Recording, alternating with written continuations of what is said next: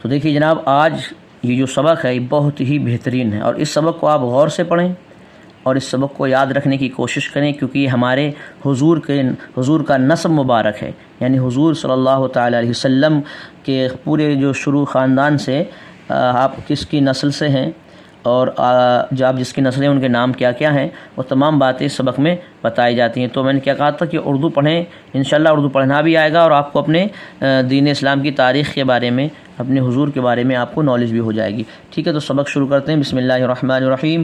حضور صلی اللہ تعالیٰ علیہ وسلم کا نسب مبارک شہر مکہ حضرت سیدنا اسماعیل علیہ الصلاۃ والسلام کی بدولت آباد ہوا۔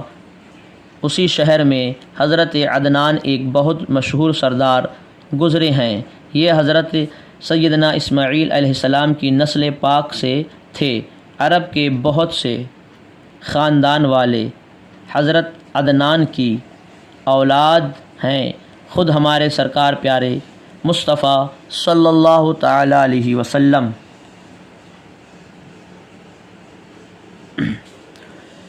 حضرت عدنان ہی کی نسل سے ہیں۔ سرکار مصطفیٰ صلی اللہ تعالیٰ علیہ وسلم سے حضرت عدنان تک 21 پیڑھیاں ہیں۔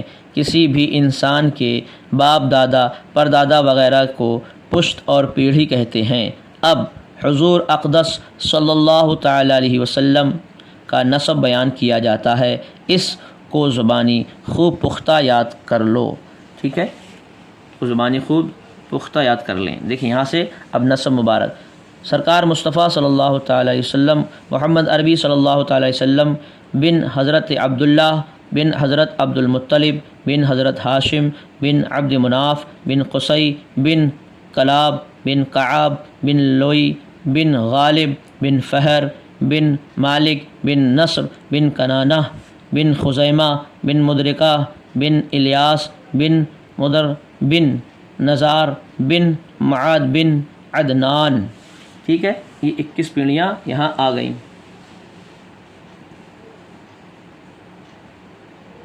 اب دیکھیں، عربی زبان میں بیٹے کو بن اور ابن کہتے ہیں، اور بیٹی کو بنت کہا جاتا ہے۔ چونکہ ہمارے سرکار پیارے مصطفیٰ صلی اللہ تعالیٰ علیہ وسلم حضرت عبداللہ کے بیٹے ہیں، اس لیے ہمارے سرکار کو ابن عبداللہ کہا جاتا ہے۔ جیسے اگر عبد الرحمن معین الدین خاں کا بیٹا ہے تو اس کو عبد الرحمن بن معین الدین کہا جائے گا۔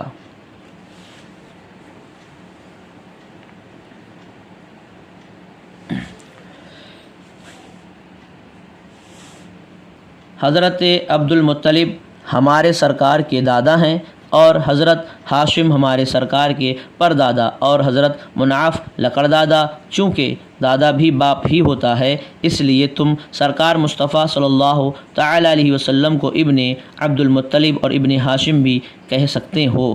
یوں ہی تم ہمارے سرکار کو ابن عدنان ابن اسماعیل علیہ السلام ابن ابراہیم علیہ السلام کہنے کا حق بھی رکھتے ہو۔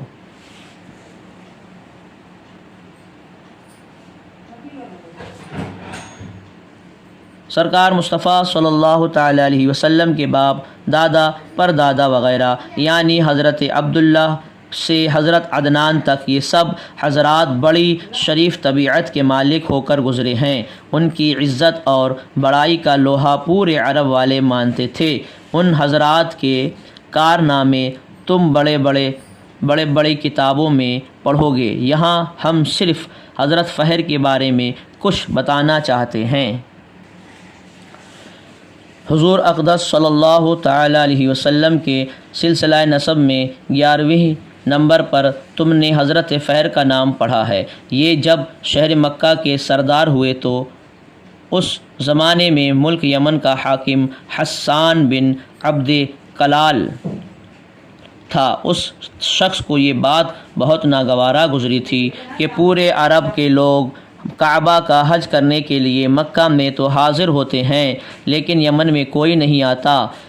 اس نے سوچا کہ اگر میں کعبہ ڈھا کر اس کے پتھر یمن میں اٹھا لاؤں اور یہیں کعبہ بنا دوں تو یہ اس کی گندی سوچ تھی۔ کعبہ بنا دوں تو عرب کے لوگ مکہ جانا بند کر دیں گے اور کعبہ کا حج کرنے کے لیے یمن میں جمع ہوں گے۔ اس طرح ہمارے ملک کی رونق اور عزت بڑھ جائے گی۔ چنانچہ اس نے ایک فوج لے کر مکہ پر چڑھائی کر دی۔ ادھر حضرت فہر کو جب خبر لگی کہ یمن کا لشکر مکہ پر چڑھائی کرنے کے لیے آ رہا ہے تو انہوں نے بہت سے قبیلوں کو جمع کر کے حسان کا ڈٹ کر مقابلہ کیا۔ خوب گھمسان کی لڑائی ہوئی۔ حضرت فہر کو جب خبر ملی کہ یمن کا لشکر مکہ پر چڑھائی کرنے آ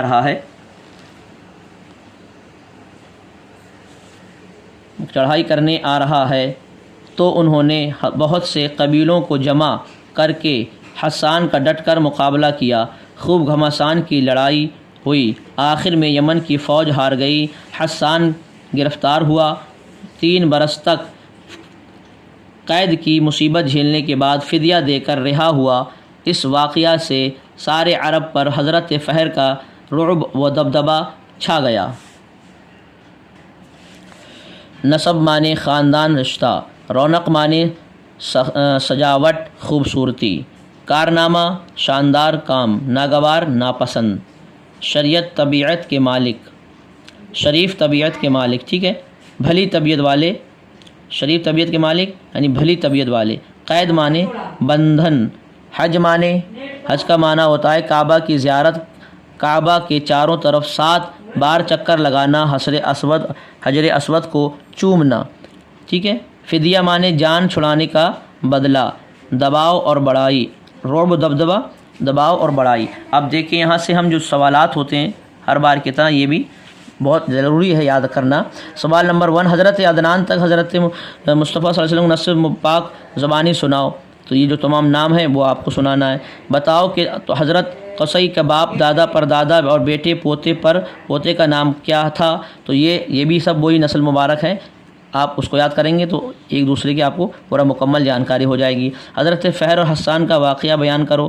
تو جو ابھی آپ نے سنا کہ وہ خانہ کعبہ ڈھانے کے لیے ایک لشکر کو لے کے آیا تھا، تو آپ نے قبیلوں کو جمع کر کے جو مقابلہ کیا اور آپ جیتے، آپ نے حسان کو قید کر لیا اور 3 سال تک رہا، پھر وہ جان کے بدلے فدیہ دے کر کچھ مال و زر لے کر اس کو چھوڑا گیا۔ تو یہ سارا واقعہ آپ یاد رکھیں گے انشاءاللہ تعالی۔ ہمارے حضور کی سیرت کے بارے میں، ہمارے حضور کی زندگی کے بارے میں، حضور کس خاندان سے تھے، دادا پردادا کا نام کیا تھا، یہ تمام باتیں آپ کو یاد ہو جائیں گی۔ تو یہ سبق بہت دھیان سے پڑھنے کی ضرورت ہے اور یاد رکھنے کی ضرورت ہے۔ جو حضرات اردو پڑھنا چاہتے ہیں، کچھ جانکاری حاصل کرنا چاہتے ہیں، وہ ہمارے چمن اردو کو سبسکرائب کر کے گھنٹی کے بٹن کو ضرور دبائیں تاکہ روزانہ شام کو ایک نیا سبق آپ حضرات کی خدمت میں حاضر ہو جائے۔ تب تک کے لیے خدا حافظ۔